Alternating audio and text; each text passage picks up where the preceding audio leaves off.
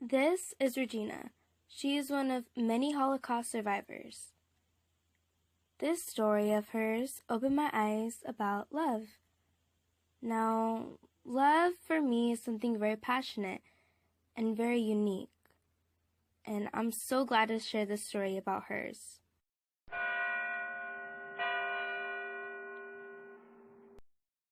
Right here, as we can see, is Regina and her family. This was before everything happened. Regina loved her family very much. As I see the smiles on these faces, I can see them disappearing when they knew their lives were changing just because they were Jewish. They had to stop going to school, and they had to move into a ghetto Jewish community filled with lots of disease. Eventually, through all this, Regina had to get a job at a labor camp cleaning windows. She soon met Sam. Little did they both know they soon fell deeply in love with each other over time. Soon later, Regina and her family were separated, and her and Sam were on a train with others. They were on a train for 3 days, not knowing where they were going. They just knew that they had each other. Regina was hoping that she would be reunited with her family once again, but that just wasn't the case. As soon as they got to their location, they had to get out of the train and go into 2 different lines, boys and girls. He grabbed her hands one last time, and they promised each other that if they survived the Holocaust, they would meet once again.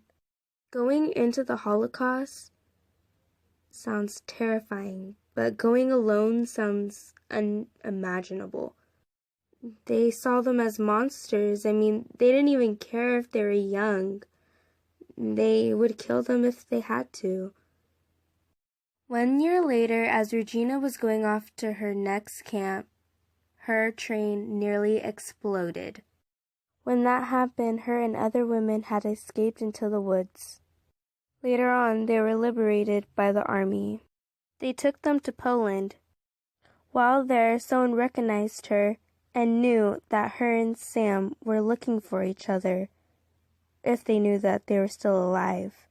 It took time, but they were both still alive, and they soon got married as soon as possible.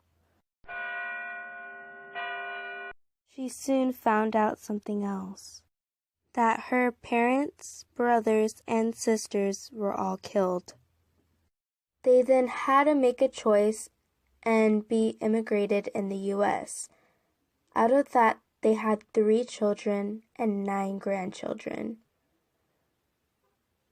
They are my definition of love.